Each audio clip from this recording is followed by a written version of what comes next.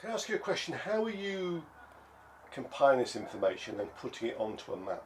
So how are you the information that you're accumulating through archival research, through interviews, how do you then express that through You a talking map? about how we're preparing the data?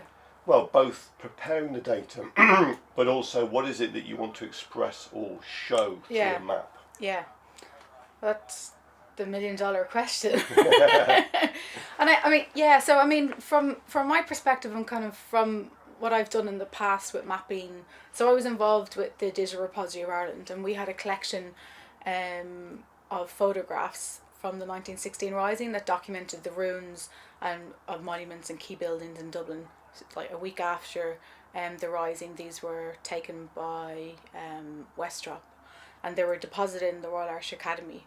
Um, so what we tried to do with that was to kind of look at these original documents that there were runes there, and it was actually a quite visceral experience kind of going through this collection, and we mapped it to a very basic open street view map, but linking that to other collections that were in the Digital Repository of Ireland, that became the experience. So it wasn't just that, the GPO, in its ruins. It was the people that were looking at it.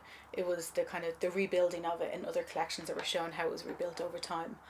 So even a very simple map that kind of connects things, I think can be really powerful. Um, but I'm also interested in ways that we can look at how we map differently. So as I mentioned, those absences. So is it just a building? It's not just a building because it's people's experiences of that building. So can you build in, voices? Can you build in narratives around experiences? And there are other projects that have done this. I think there was a project in Cork City that looked at mapping oral histories where people had mentioned a place. There was an app that you could walk around and you could play, standing in front of that building, listening to someone who had experienced that place in a way that was close to them.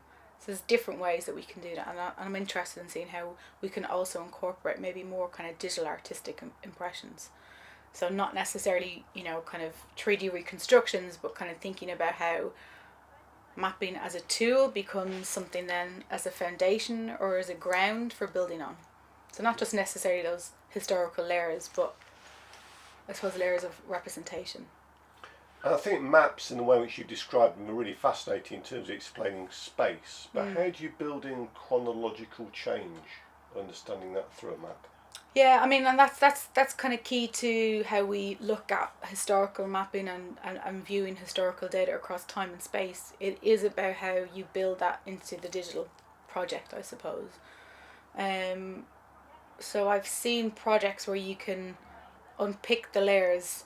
So kind of if you think of maybe if we take the 1916 Rising for example, here's the historical map of Dublin, layer on top of that, kind of 1950s Ordnance Survey, and layer on top of that Google Maps, and how that shifts. These interesting things that you can do with that, that I would be interested in doing with the recurrent spaces, because it's about how those places change over time. But I mean, we do that with maps anyway. Think about transparent maps that people put over kind of ancient maps and kind of see how we can visualize those things.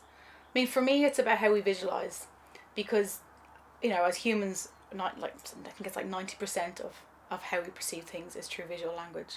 So mapping interfaces and visualization interfaces are powerful tools to convey a story, to convey a narrative, and to reveal hidden things, I suppose, or reveal new interpretations.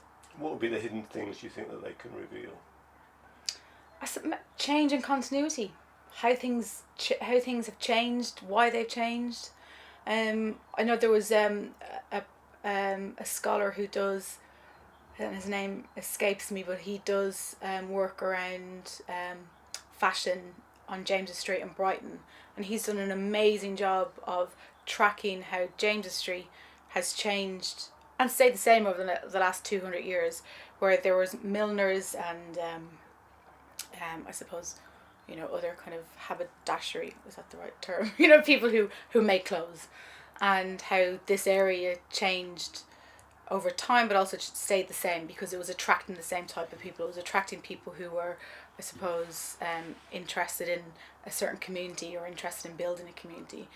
And what he kind of develops is that narrative of this then becomes a gay kind of space, or it becomes a kind of part of that gay community, which you can track over 200 years in terms of the individuals who are occupying that spaces.